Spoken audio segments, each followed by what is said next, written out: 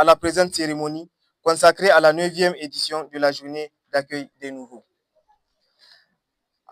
À l'entame de cette allocution, permettez-moi de vous adresser mes vifs et sincères remerciements pour avoir honoré de votre présence cette activité traditionnelle d'accueil de nouveaux énarques, témoignant ainsi de la crédibilité et du prestige qui caractérise cette école de référence nationale, régionale et sous-régionale dont l'excellence dans la formation n'est plus à démontrer. Invités, chers nouveaux camarades énarques, sur ce, recevez mes vœux de bienvenue les meilleurs et un excellent cursus académique à l'ENA. De cette journée d'accueil qui vous est dédiée. Je voudrais avant tout propos saluer l'initiative de l'Union des élèves de l'ENA qui porte l'organisation de cet événement.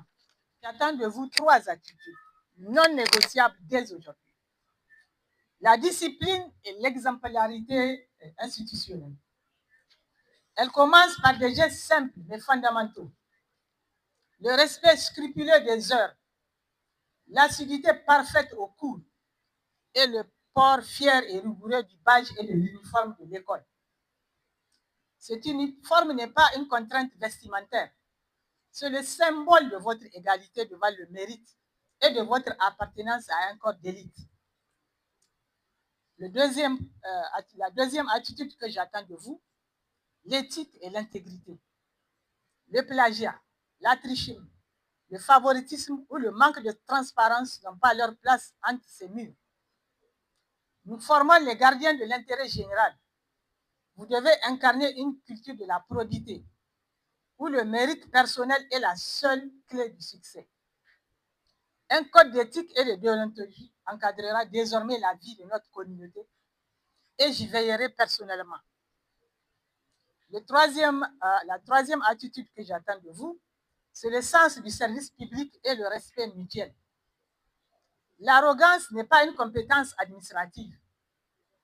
Le respect dû à vos enseignants, à l'ensemble du personnel administratif et à vos camarades est le reflet de la considération que vous aurez demain pour les citoyens. En combinant ces réformes académiques et cette rigueur morale, nous ne formons pas seulement des techniciens de finances, de fiscalité, douane, travail et sécurité sociale, administration et gestion. Nous forgeons des leaders intègres, des bâtisseurs pour notre nation.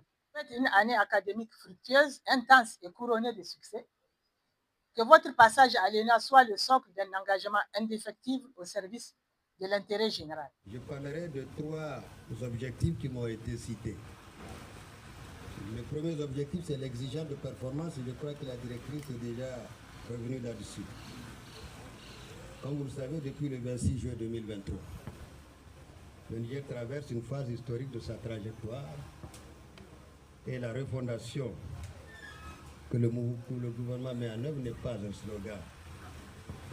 C'est une obligation de résultat face aux défis sécuritaires, face aux défis économiques, face aux défis sociaux qui nous assaillent.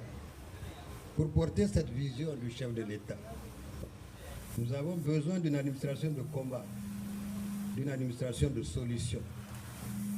C'est pourquoi je tiens à saluer le travail qui a déjà été entamé par la directrice générale et qui nous a évoqué déjà, celui d'engager un audit stratégique et organisationnel profond de cette institution. Pour le LENA, soyez audacieux, soyez rigoureux, soyez dignes de la République du Niger.